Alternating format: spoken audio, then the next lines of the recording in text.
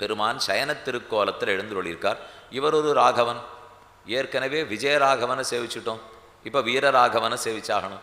ராகவன்னா ரகுகுலத்தில் பிறந்தபடியால் ராகவன், ராமனைத்தான் ராகவன்னு சொல்லுவாள். விஜயராகவன்னா வெற்றி பெற்று கொண்டே இருக்கும் ராகவன்.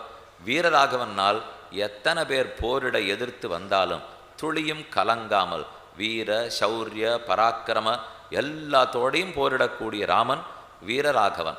ஆனால் ராமன் இங்கே போரிடுறதுக்காக இருக்கல, நின்றுட்டு இருந்தா தானே ராமன் சண்டை போடுவார்.